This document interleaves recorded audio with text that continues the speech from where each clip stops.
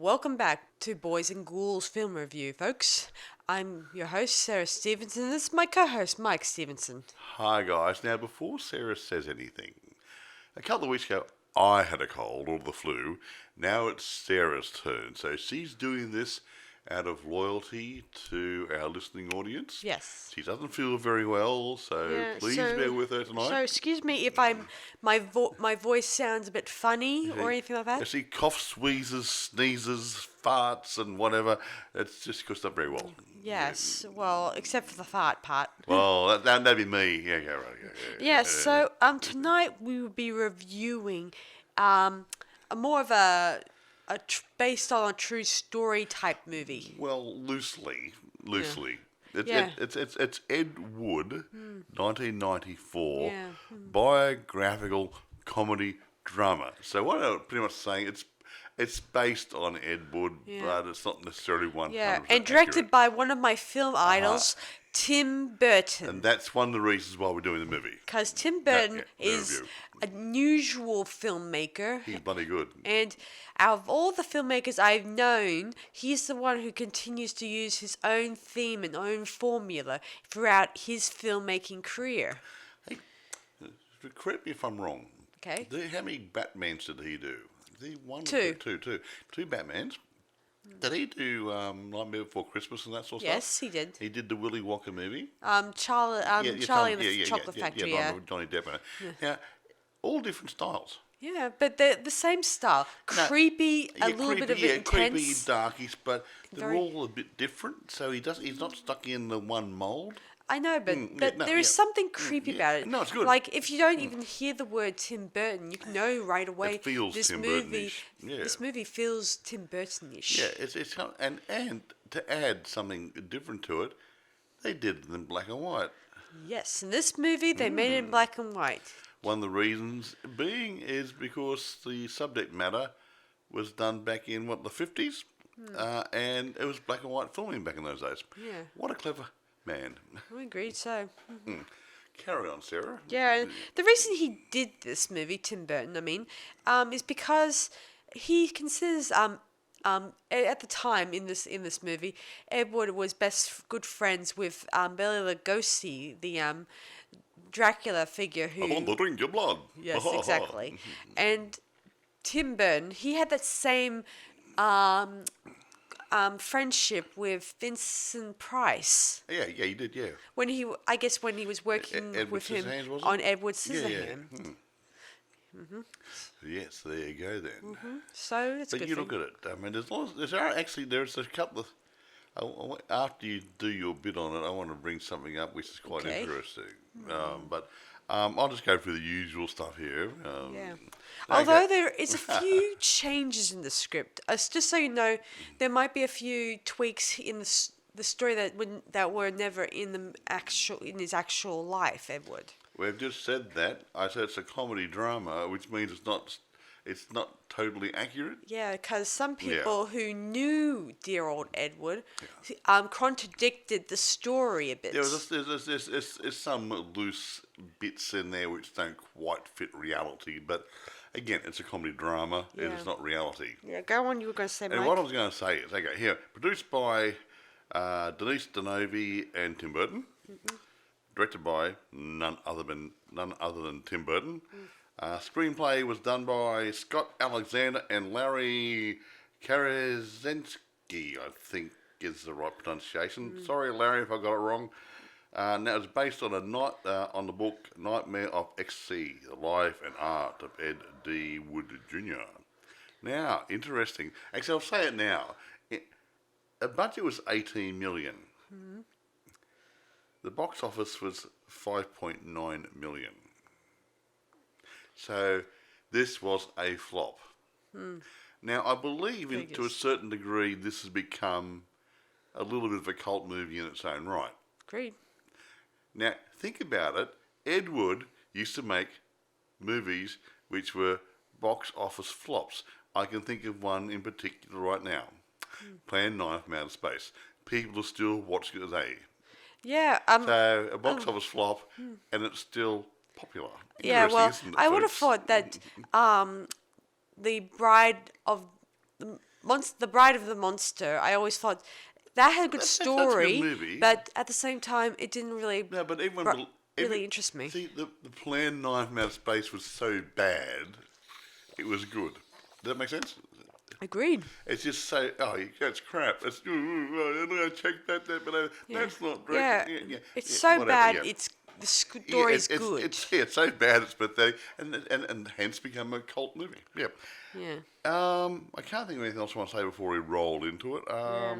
All I can say is I'm a great fan of Ed Wood, not because he made great movies. Yeah, and if he didn't pass I believe- away years ago, Yeah. he would have probably make it like Roger Corman did. Look, he made some mistakes in his early part of his career.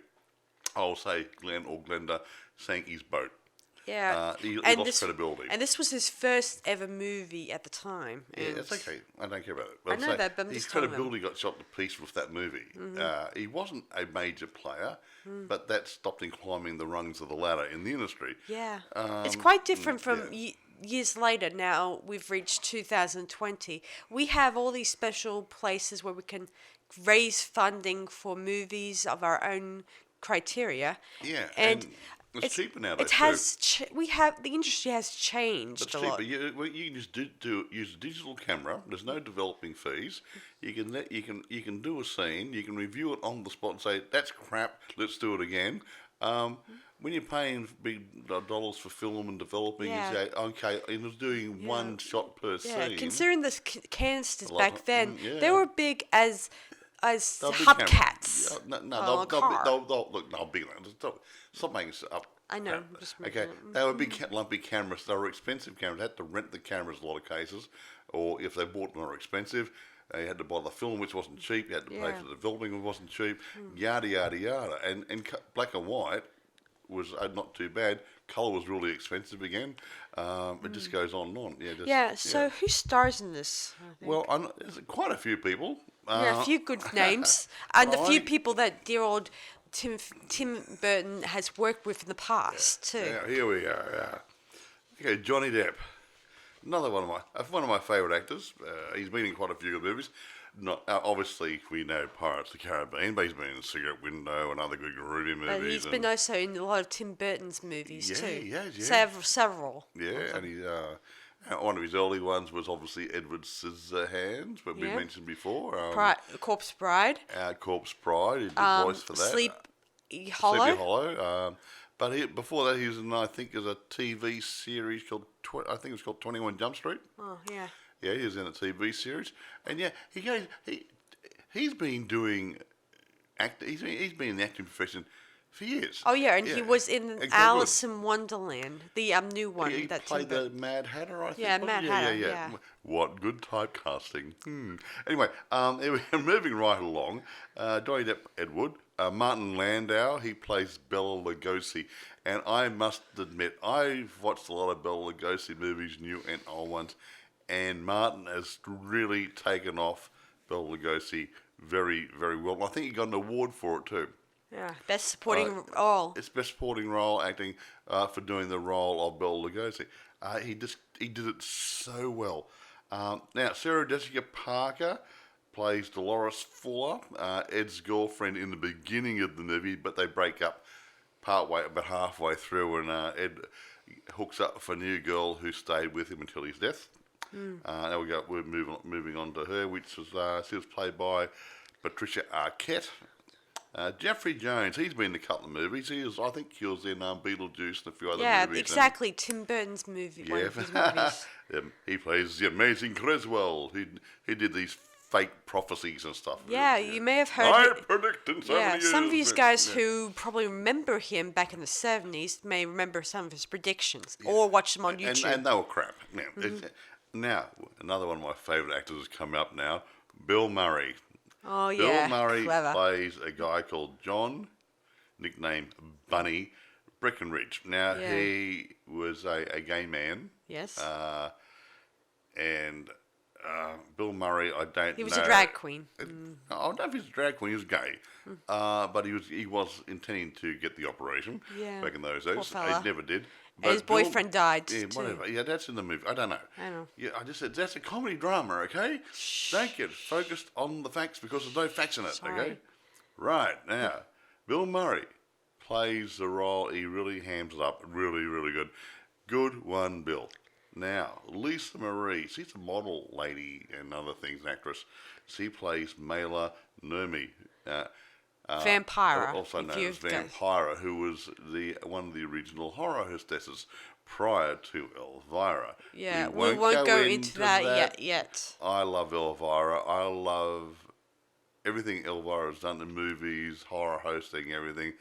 I haven't seen a lot of Vampire. You can't get a lot of old footage, but what I've seen is pretty lame compared to what Elvira or Cassandra Peterson's put together. All right, next. Anyway, no, I haven't got the rest. I didn't write down the guy who played. What about the guy who plays Torio Johnson? Tor Johnson. I didn't write. I forgot to write his name down. His name is George the Animal Steele. And he was a wrestler, and so was Tor Johnson or Johansson. Yeah, kind of clever, using a real wrestler for this to one play too. the role of a guy who was also a wrestler. Interesting. Yeah, the interesting thing is in this movie they made a mistake on some details where it indicates that he was not acting at the time, but if you look at his filmography, you'll find he's been acting long before he met Ed Wood. Yeah, he had been in movies before. This is not a factual movie. I Will know. you please move along? I'm just clarifying it with the audience That's here. a comedy drama. It is not 100% accurate, okay? But it gives you a In highlight. case you start complaining about it. It's a highlight into Ed Wood's career at that point in time. Okay, do you want me Yes. to dive in the story? You might as well. I can't stop you talking. Okay, so the story begins where Ed Wood is showing his first stage performance. He probably did a few stage productions before he went into movies, and it was a flop, no doubt. And Never mind. yes, and so he then hears about from one of a film company is going to be doing a movie called "I Changed My Sex" movie. Yeah, I think it was called. Yeah, something. Yeah, I think I changed my sex. Yeah. It's about obviously an operation, Yeah, about a real man who changed his, you know what. and Ed Wood decided to say to the guy who's actually wanted to produce it that he could actually make the movie really, really good, make something special of it. But he changed he had to write the script, Ed Wood, Yeah, see. and he changed the whole thing of it into Yeah. transvestite. Yeah, and along the way, when he was talking to this the producer or producer guy, he meets an old time actor, Bela Lugosi. Not Bella. Bella, sorry, Yeah, I can't really say because I have a cold. Okay. He's still Bella. Yeah, Bella Lugosi. is out of work and doesn't have any job, so He's an older man. So, and he gets along with dear old Ed, and vice versa. Yes. Yes, and Carry he on. agrees to take part in this film project of his, and once they change the script and everything, and then dear old Edward comes out to his girlfriend that he's a Transvestite. yes, a cross dresser. And that put a little bit of strain on the romance. Yeah. But she got over it for a while. Yeah, but I don't think she quite accepted it fully. Anyway, moving back along. You're moving right along. Yes. So they then start filming the movie, and everything goes. Of course, Edward was always rushing, like he doesn't do more than one take. He normally did one take per scene, saying, "That's it, that's good, let's do it, right, let's go." Yeah, well, it was expensive. Although he made some good points, like in one scene when he was making The Bride of the Monster with the what's his name, the wrestler guy. Tor Johansson. Yeah. During a scene where he's walking through a door, he kind of struggled through the door. And he bumped into the door and frame. Edward brings up that Tori would have to. He'd have that trouble every day He would anyway. always have that He's a same big, trouble lumpy guy, throughout yeah. his career life. So That's print. it makes a good point if you get. So moving all I wrong. So they do the movie Glenn Glenda, and was he then crap. and he shows it to the Hollywood producers in the Warner Brothers or movie or Paramount, I think. Paramount, yeah, Yeah, Paramount, yeah. and they like that he's going to be doing more films, but when they look at this one, that they are less happy about it. didn't like the movie And at the all. They thought it worst, was a joke. and the worst Yeah, part is yeah. that Ed Wood was starring in it, and that Yeah. kind of destroyed his credibility a little bit. Big time. Yes, poor thing. They thought it was all a joke and didn't believe it, and it was never fully. It wasn't distributed, mainstream wise. It turned out it was only distributed in where was it going to be distributed? I think it was I think it was going to be in Ohio. I think. Yes, the smaller theatres in out the back of nowhere. Yeah, Ohio. I think I can't remember. Small ones that can accept anything that's so much as cheap. Yeah, or dumping ground for crappy films. Yeah. So the film never got a received and was trashed.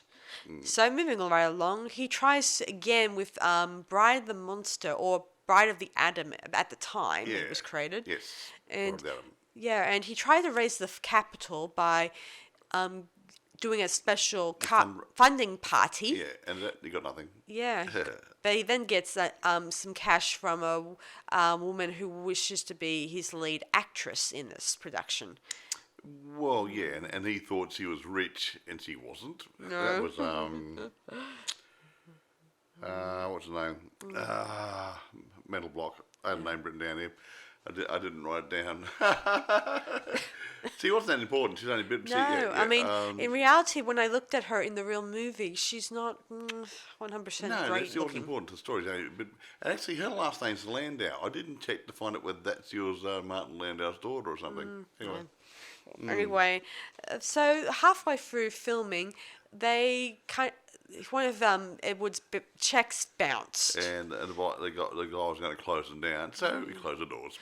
Yeah, and then Edward starts another fundraising party thing, and they then see Vampire coming in with a bunch of mates for dinner, and one of the backers suggests if she's in this movie, I would definitely Put some money into it. Yeah, but she just walks off with all her mates to. Well, she didn't know where to put from a bar of soap, so she said, "No, bugger off. I don't care." Yeah. So anyway, he ends up going to a meat packing owner to supply the funds. It's supposed to be, that's supposed to be, I don't know if it's real or not, but It's might be. Yeah, he had to get funds from somewhere, so that could well be. Yeah, so part of the truth they of the said story. they will be gladly to provide the funds, provided that the owner has allowed his son to be the leading man in the role.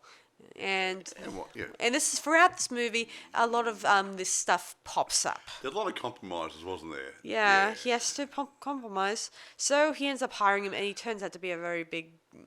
Well, the character in this one, he's a bit of an idiot with the lines. He doesn't seem to remember them really well. He wasn't a great actor. No. No.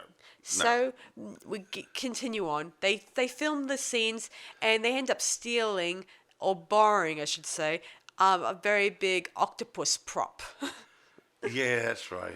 Yeah, they end up going inside one of the prop storage facilities in Paramount. They got this big rubber octopus down, and they took it to this place nearby, where they made a bit of a pond. Yeah. To be, it didn't look really or good. Swamp. A swamp, and yeah. They got there, and it's right, ready to roll. Where's the motor?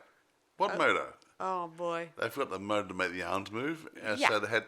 So they had to let dear old Bela jiggle the limbs around. Yeah, make it look like he was being attacked by. Now I'd seen that movie, and I think the arms are actually moving by themselves. So that part I don't think's accurate. I have to have another. But look at it the was a movie, joke and it but, was funny. Yeah. No, in reality, when he made the movie I'm talking about, yeah. Yes. So, Yes. So there's a So- bit of tongue-in-cheek stuff yeah. here. So they finished that night of shooting. I remember that one time when I was doing night shooting, and I was pretty exhausted, and we kind of shot until And it was cold. sunrise. It was getting into winter time. We did an all-night shoot, and our main naughty guys were half naked. They were cat people. We won't talk to them too Yeah. much. But they weren't dressed as much because they're animals. And in the middle of winter, I know it's Queensland, but it still gets cold at night and a bit of wind chill factor. Yeah, we don't have snow up Yeah, here, but it does drop The certain temperature drops numbers. down single figures. Yeah. Yes, moving right along. So Moving the right next along. morning, we get the final scene that between some of the characters, and this is where the most awesome bit of dialogue that Bela says at the end of Bela Lugosi said. yes, He he had says, a. "Home, I have I no have no home. home. Hunted, despised, Yeah. and all that It's stuff." really great. It's a really It's a good, beautiful bit of dialogue. Shakespeare would have called it a soliloquy or whatever. But it was just. Yeah, it was very touching. Look, I don't care. I mean, Bela Lugosi was a dramatic actor. Vincent Price was a good dramatic stage actor who did Shakespeare as well, I think. Basil Rathbone, all these guys in that era, they were all doing stage work at first, and they were very dramatic. And when these guys did it on the silver screen, pardon the pun, and they did it well and didn't ham it up properly, it was really moving. Yeah. And this is one of those times. So that was the final take, and they were ready for the after party. And what a party it was. Yeah, and then this is where Edward's girlfriend decides to break up with him. Now, we'll discuss this. In the movie, that she supposedly breaks up because she didn't believe in what he was trying to do and didn't like him and his weird friends and everything And his else. weird behaviour. In reality, Sarah has since found out that they broke up because of his alcoholism or drinking Yeah, problems because he's or been something. drinking. Yeah. And if you were in Edward's shoes, like if your films were getting trashed by everyone, you would be drinking too. I'll be drinking too, yeah. No, anyway, and by the way, Well, I don't drink, but his girlfriend, or Yeah. whatever, Dolores Fuller, I'll just mention her in passing. When, sometime after she broke up with Ed Wood, she became sort of semi-famous by writing songs and stuff. And Yeah, she for wrote, Elvis. She wrote a couple of tunes for Elvis Mama's Do the Clam in Clam Bake, and a couple of other tunes. So, yeah. So she she wasn't stupid. She was a very talented lady in her own right. she did do something with her life Yeah. after Edward. Yeah, there's a life after Ed.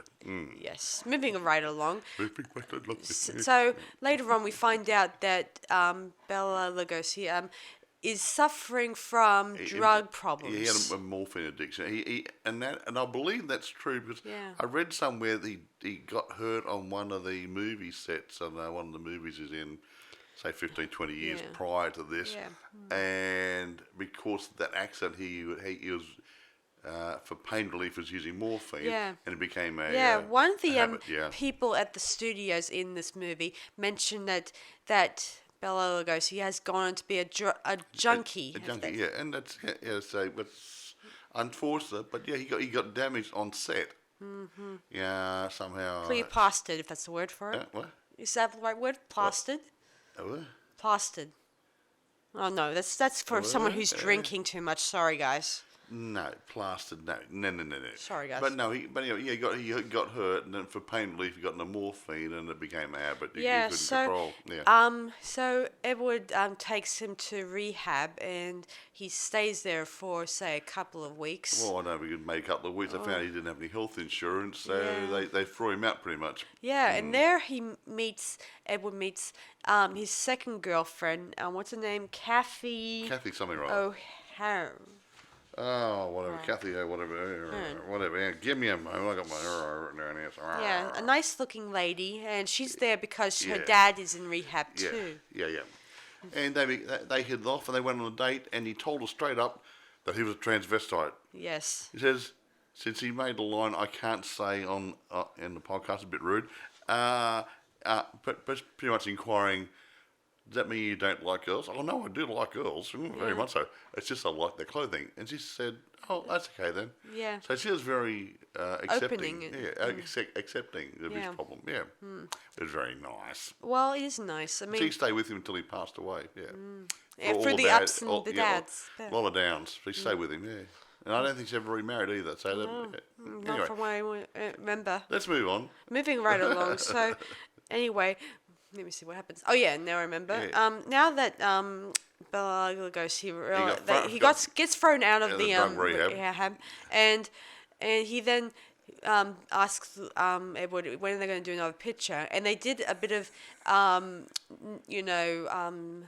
what's the word Second unit stuff. second unit films Without where any soundtrack. yeah, because where he's standing there in his front garden, looking at some flowers in his and getting ready to go out and do something, and then they did some other footage with him, Yeah. with his cloak on, the Yeah. old cloak, and Yeah. thanks for the memories. Maybe Yeah, moving right along. Then, when they're going to do their special film premiere for Bride the Monster, they invited Vampire to come along with them to boost the the film a bit.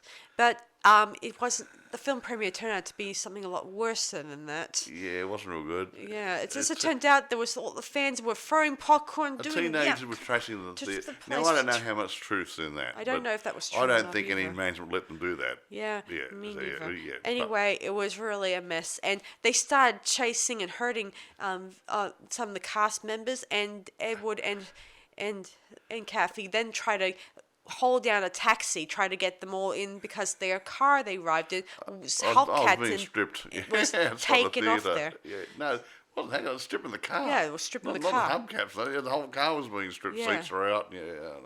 Yeah, so they were able to escape, and Bela Lugosi says, "Now that's a premiere." Yeah.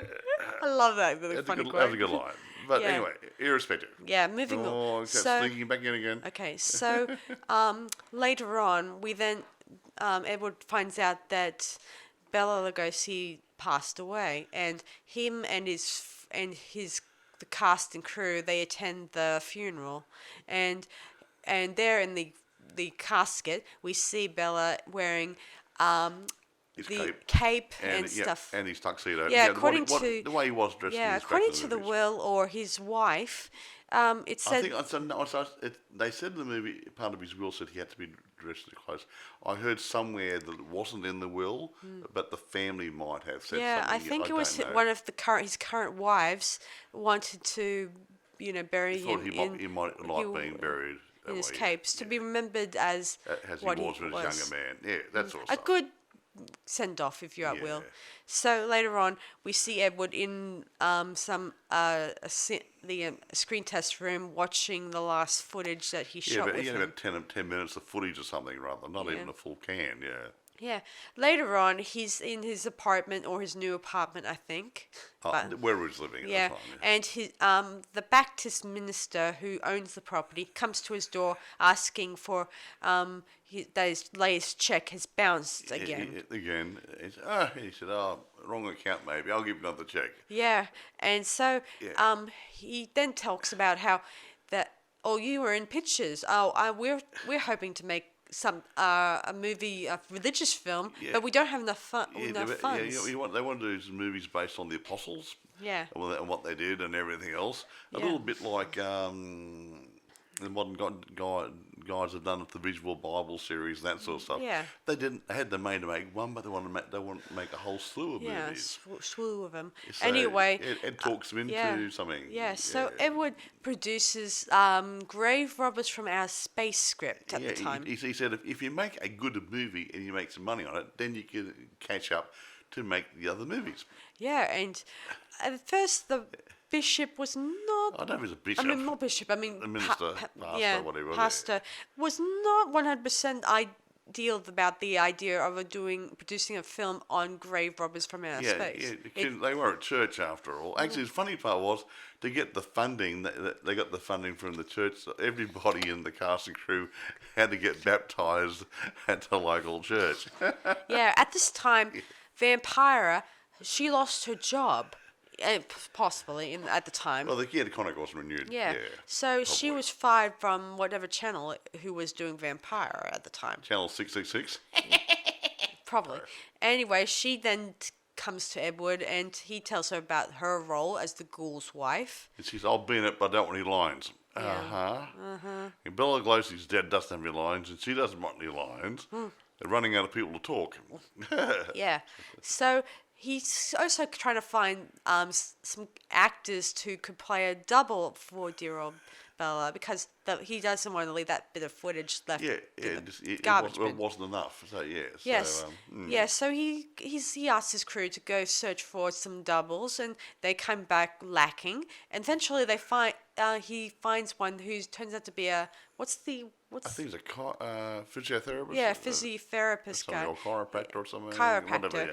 And he noticed right away that he had looked nothing like him. Yeah. I've seen the movies. They said, "Oh, he got nice staring eyes. That'll do." yeah. Anyway, he then so they start filming, and the priests, they kept interfering with the film. They said, "Why don't you change the name to Plan 9 from Outer Space?" And they even include trying to bring in their what's the guy who often does the conductor for their chorus guys to become their leading man for this production. Yeah. And I think he does a great job, the real guy, I mean. Yeah. Because I've seen... he wasn't too bad in that movie. Yeah, we watched Plan 9 the other night, as well as Edward, and I thought he was pretty good. He had good eyes, he didn't look distracted, he wasn't... He looked comfortable playing the role, yeah. He may not have been a real actor. He covered the role well. Yeah, I even thought the girl who was playing his wife opposite him, she played it off some role too. So moving along, Edward then starts having a mental breakdown in the scene. Well, not totally, but he's getting stressed out because his church ministers thought, "Oh, this is a partnership. We're making the movie together." It says, "No, you're just funding it. Go away." You know. Yeah. Anyway, he then heads off to the Brown Derby, a bit of a bar he hangs out with, and here he meets his other idol, who was Orson Welles, I think it was. Yeah, Orson Welles. Now, this could have been, just made up for the movie that he had to talk to Orson Welles, and Orson Welles gave him a bit of Orson Welles tells him about how when he was making, what was that movie? Was it Citizen Kane? Yeah, Citizen Kane.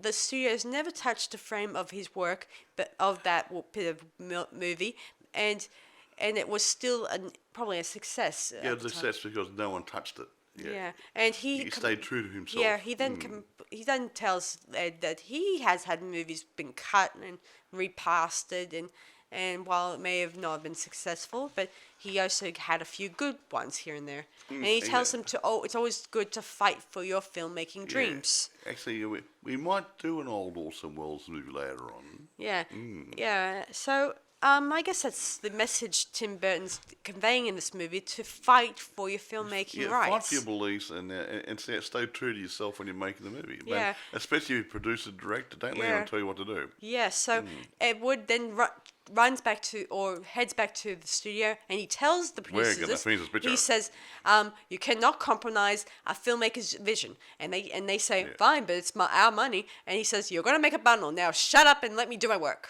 Yeah.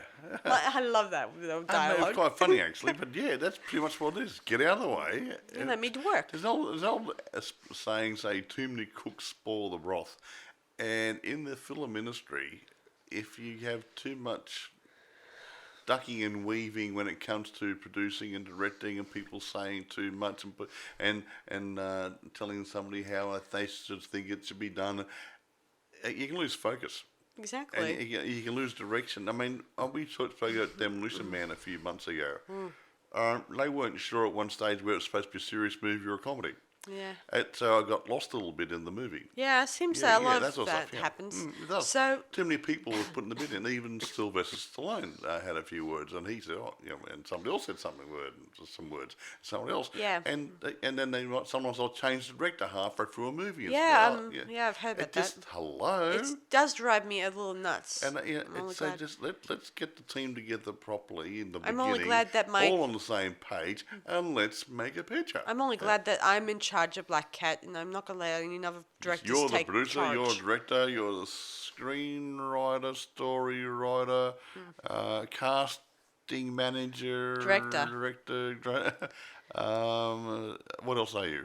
I don't know. Clapperboard person, maybe? No, I leave that to the the experienced people. Experienced Okay. people. So anyway, they start filming the last few scenes in this movie, and he then admits to the his executive producers, "Oh, you were right. Plan 9 was a lot more better." Yeah, great name. Actually, I think that's a good name. Yeah, I agree. Ray Roberts from Outer Space. No.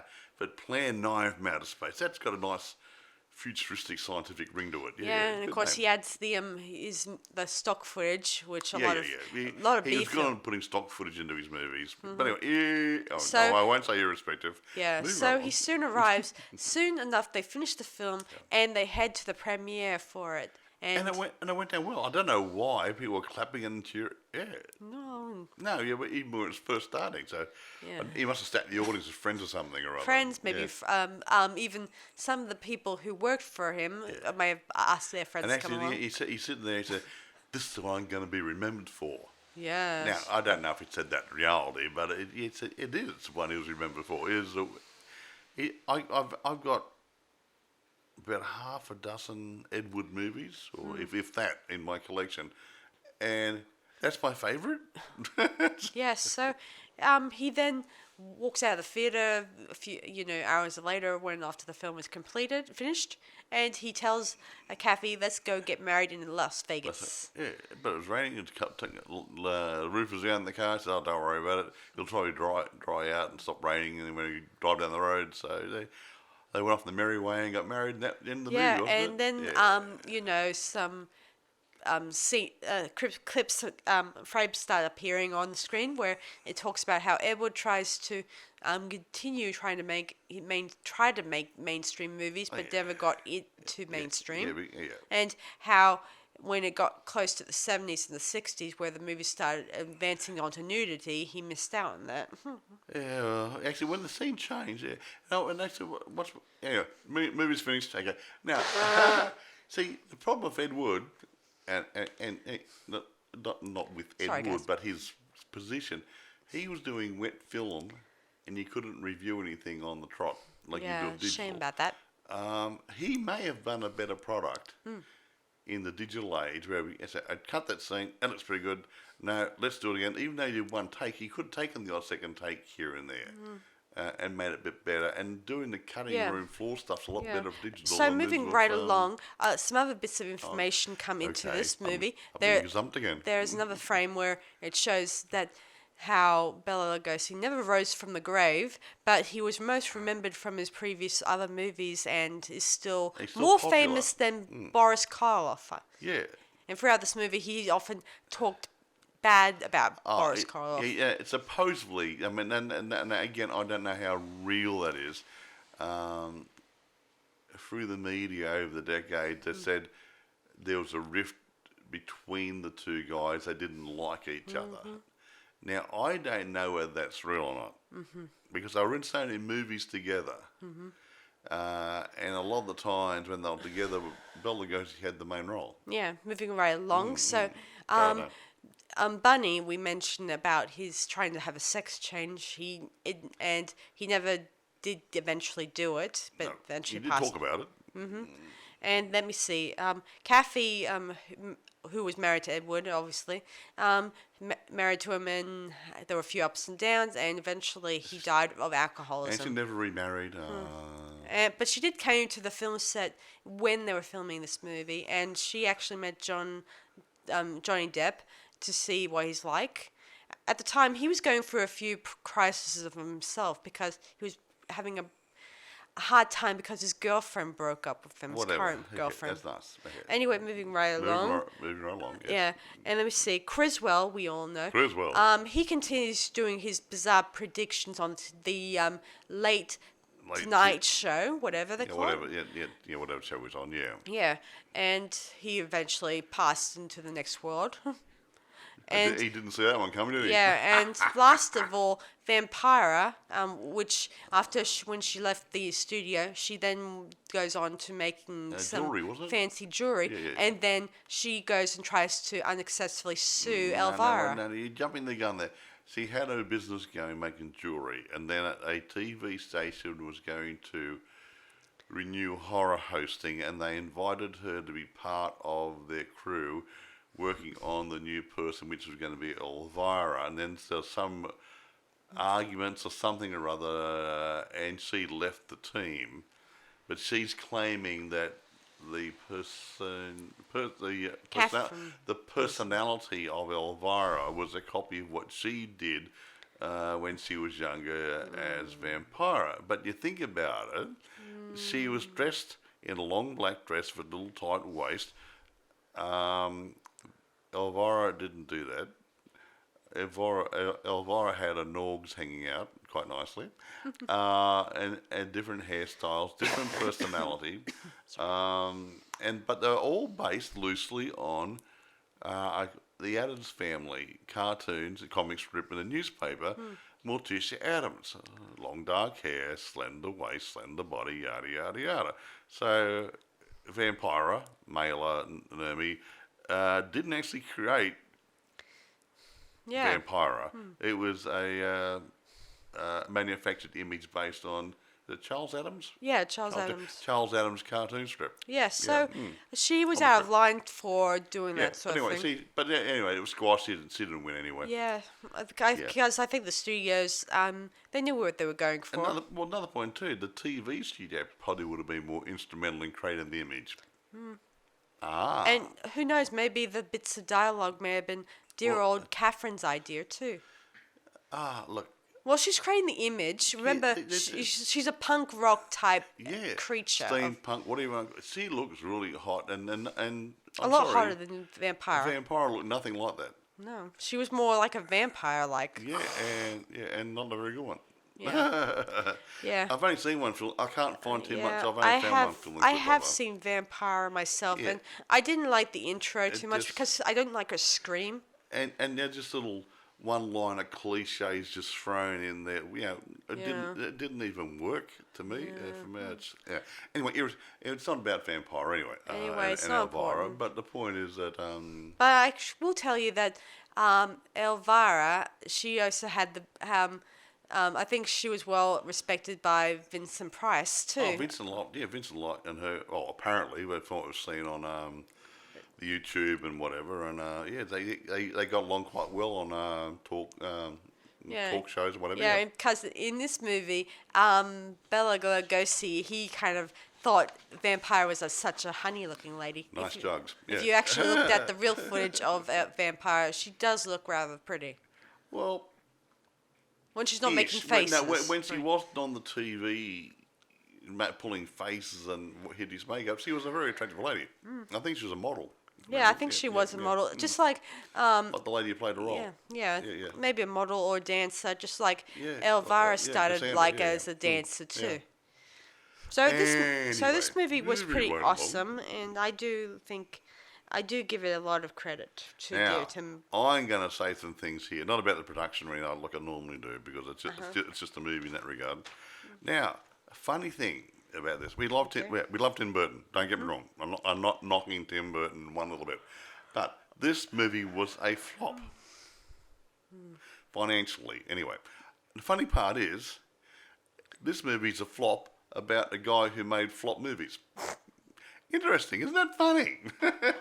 Yeah. And wait a minute, you think about it, this movie, I believe, has achieved cult status in its own way, and so did Plan 9 from Outer Space achieve cult status in its own way. Interesting, isn't it?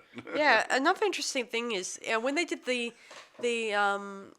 second unit filming for outside of Bela Lugosi's house, in this movie, I mean, it's actually wasn't really in real life Bela Lugosi's house in real life. As it turned out, it was the house that was Torio Johnson's house for realty. Okay. In reality, anyway. Oh, well, yeah. Well, there you go then. Well, it makes sense a little bit. I always thought maybe... Bela Lugosi lived in the coffin. No. Yeah, and another thing is, this is one of Tim Burton's favourite films at the time. And look, it's a good movie. Look, it's not a horror movie. It's not an out-and-out great comedy in itself. It's comedy drama.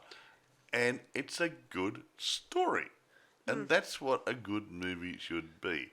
It should tell a story, whether it's a drama, whether it's a comedy, whether it's a slasher film, whether it's a horror film, whether it's a sci-fi, whether it's whatever. It's got to tell a story. This tells a story. Yeah. The characters are believable, albeit it's done in a light-hearted, comical fashion.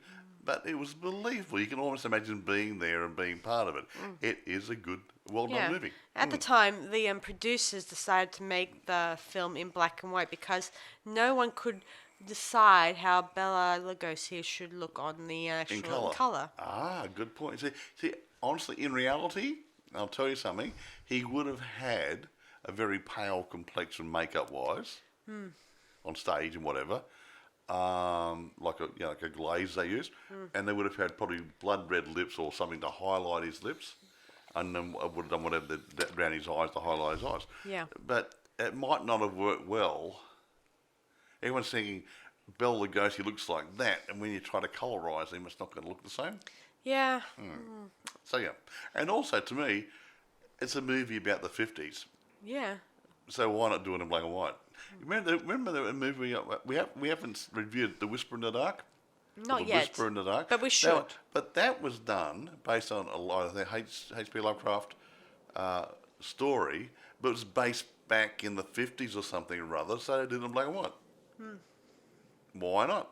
It worked. I like it. So, yeah, that's just me, but I like it. Yeah, I thought it was an interesting depiction of the old movies. But black and white, there's nothing wrong with black and white. I mean, it's just that everyone says, oh, colour, colour, colour, colour, colour. It doesn't happen. You look at a slasher film nowadays. Half it is in subdued lighting. People running around in the dark. You're not going to see much colour, are you? You're going to see black and a little bit of colour splashed here and there, and maybe some blood. So why waste money on colour when black and white? No, I don't think it makes much difference nowadays, cost-wise. Yeah, I think there was a scene in this movie when they were doing Plan 9, when they were doing scenes during the daytime, and they were supposed to represent at night time. Yeah. And there were studio shots where the place is pitch black, and the and the producers say, "Why are you filming this in the daytime while it's supposed to be nighttime?"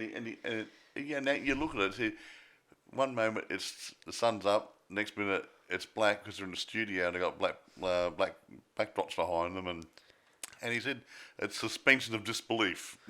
And also, that's a wonderful line. Also, another interesting thing is that they didn't have too much special lighting to use for. No, it was a very, very low budget film. Yeah, seeing this they were shooting on location, and back then they probably didn't have too much lighting. They didn't get any licenses either to shoot. Yeah, there are no permits, unlike these. Well, yeah, you still have to get a permit. I mean, in Australia, I know. I'd say in America it's the same, and for Europe, and when you're going to do a film somewhere, you're going to do some block footpaths or go to a park and do something. You've got to pay for the privilege of being there because nobody else can use that area while you're there. Yeah, whatever. Yeah, I remember a scene when they were doing a street scene where he's in Glenda, and then for that, because they were doing one scene, they were doing one take of it because, well,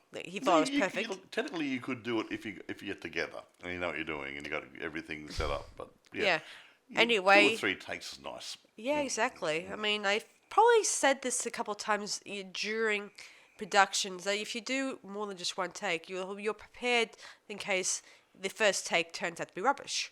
Yeah, exactly right. Yeah. Oh, I made a mistake. Oh, I tripped over. Whatever. Yeah. Anyway, in this scene, they notice the cops coming around the corner, and they realize they don't have the permit. They have to run for it. And of course, the crew feel like, oh my gosh, we're just here we go again. Yeah, but anyway, it's fun. It was a good movie. Look, it's a good movie about a movie. So, technically speaking, it's a movie about a movie maker trying to make movies. Just like Roger Corman when he was starting out. Probably. I don't know what Roger Corman, how he started. I mean, Alfred Hitchcock, he started off as, a screenwriter, was it? Or was it? I can't remember now. He worked his way up to making movies. So, yeah, there's hard yards by everybody. Yeah.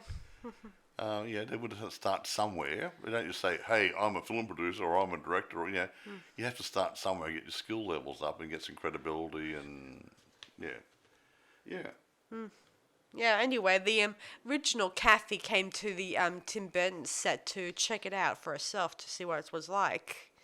Yeah, he said, yeah. Yeah, and she actually met Johnny Depp, and he was going through a bad time, as I said before. It's because he was going through a bad breakup with Winnie. Yeah. Yeah, he was dating the girl who played Lydia from Beetlejuice, Okay, Yeah, they broke up, and I guess he was a little He wasn't very happy. teary-eyed. Boo. According to when he's on set, sometimes on set. Beetlejuice? What? Yeah, she Yeah, played Lydia. Oh, yeah. Yeah, Lydia Dix. Yeah. Yes. Anyway, as I was saying, he was dating her for a bit, and according to Wikipedia, they broke up, and he was acting all teary-eyed during this production. Aw. An emo man. Yeah, it's okay, Johnny. Yeah, anyway, Kathy met him, and when Depp exited his trailer, she says, "That's my Eddie," meaning she probably noticed right away that he's a little teary-eyed, and she probably talked to him about how things were with Ed. Yeah.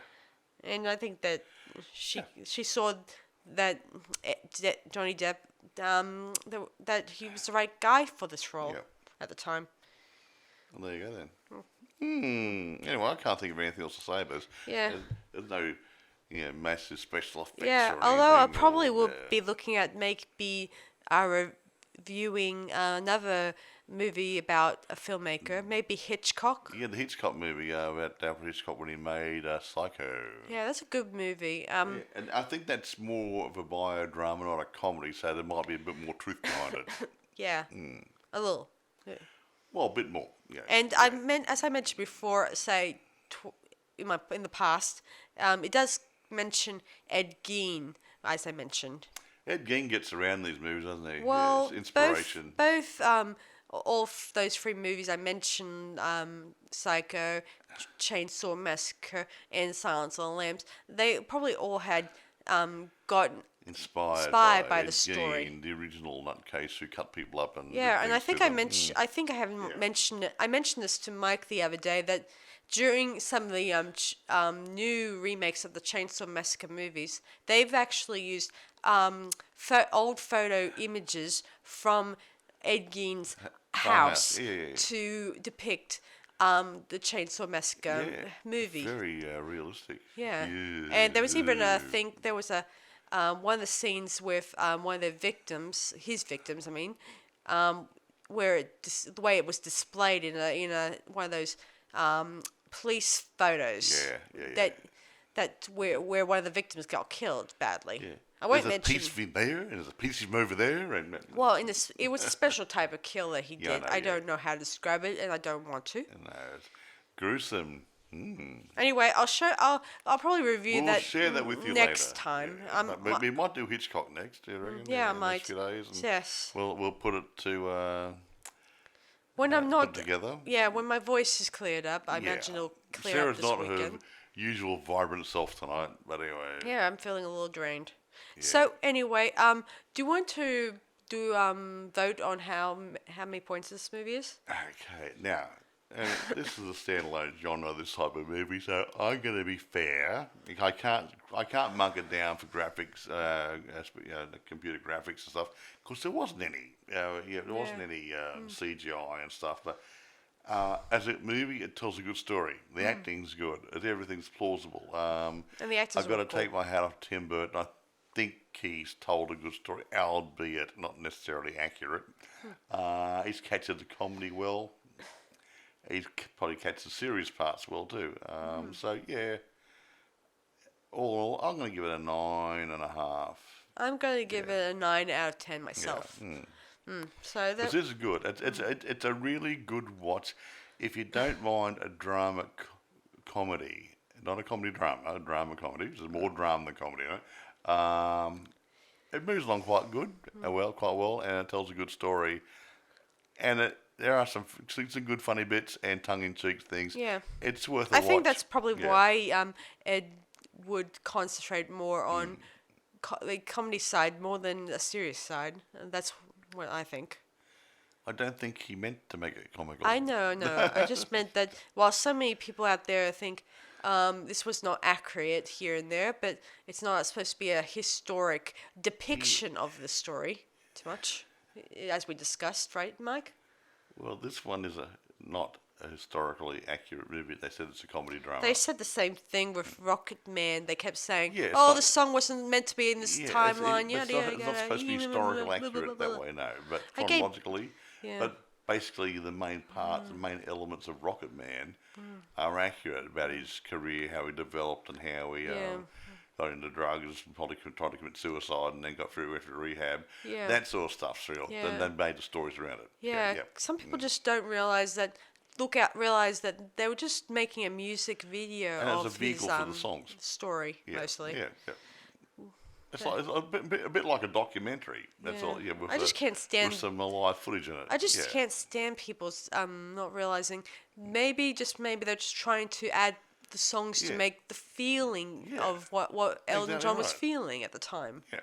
I mean, when that end song where he the final song, what's it called? I'm Still Standing. Yeah. That was saying that he's finally kicked his habit of drugs Yeah, and he's and he's fighting still alive, and he's he's still still here. alive Yeah. and still here. While it may have came before this whole Yeah, rehab and thing. also early in but the movie, he did it was- Saturday Night's All Right for Fighting, supposedly when he's a kid, morphing into an adult before he went public and started writing songs professionally. So impossible. Yeah, because he even- didn't write till later in his career. Yeah, you know. considering that dear old Elton John, he he didn't write the lyrics, did he? As far hang on, I'm gonna sneeze a minute.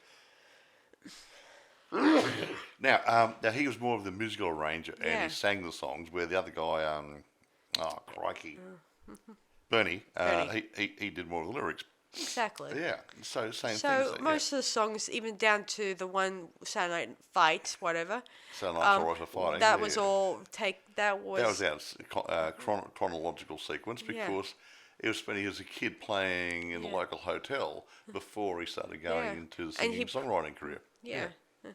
And who knows when he started learning to sing? We don't know. There was no detail when he started Well, singing. here's something too. He didn't learn to sing. He was forced to sing. Mm-hmm. He was a piano player, and he got together with Bernie, and someone had to deliver the song, and they made him do it. So that was it. So end of story. Yeah. Yeah, but you got to And he admit. was a shy man. I mean, you did admit, Mike, that you need to know how to sing a song, No, not. he knows how it goes. Most of us I would say about 90%, or maybe even more, people can sing.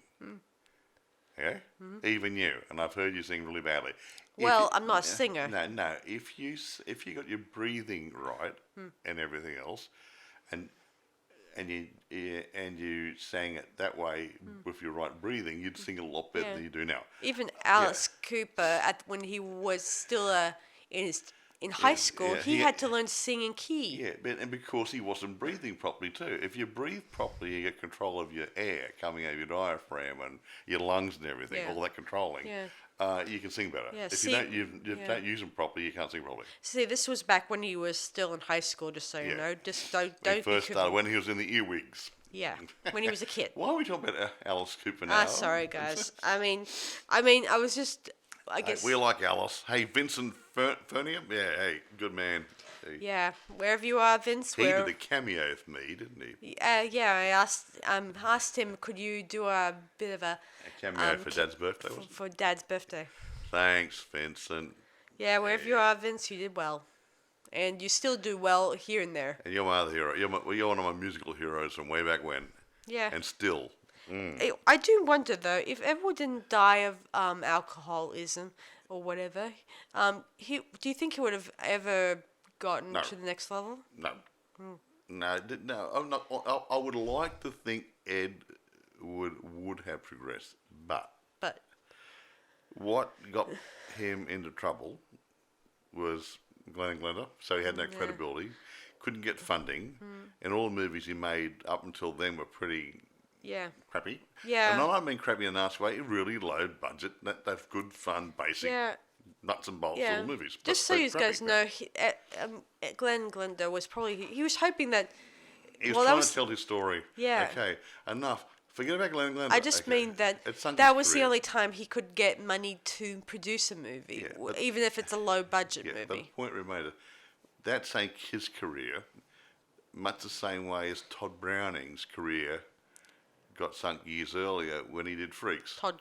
Oh yeah, Todd Brown. Todd Browning? What about the other guy who played Todd- teenagers from outer space? Forget him. Todd Browning did Freaks. Yeah. And for realism, he used real freaks out of a carnival. And people thought that was horrible to use real freaks to play freaks. And that destroyed his credibility. Even though he made some other movies, he went on to did the Bela Lugosi Dracula movie. No, that was before it. It was after it. No, before. Bela Lugosi movie was after Freaks. No, it was before it. Okay, every time you tell me I'm wrong, I go and then I find out I'm right, and then you never apologise. Okay, he still made movies after Because Freaks. he made this. Okay. Dracula made his career, and then when he did do Freaks years later, that destroyed his career, his credibility a little bit. Okay, you're right, I'm wrong, but I'm probably right. Now, anyway, irrespective, he still after Freaks, he still made movies, but he didn't get the movies he wanted to make. Yeah, he made about half a dozen or so movies after that, and he just and that was it. Anyway, And, yeah. most of the some of those characters took part in The Wizard of Oz. Yeah, that's okay. And that was years later when colour came into play, and that was years I'm later. talking about the producer, director guy. Remember? I'm just telling you what I know. Well, okay, you mentioned the teenagers from outer space guy. I just can't remember his name at the moment. Something Graff? Tom Graff. Tom Graff. Now, he had potential to be good. But I think either the pressure got to him and he went a bit crackers. Yeah. That's what we heard anyway.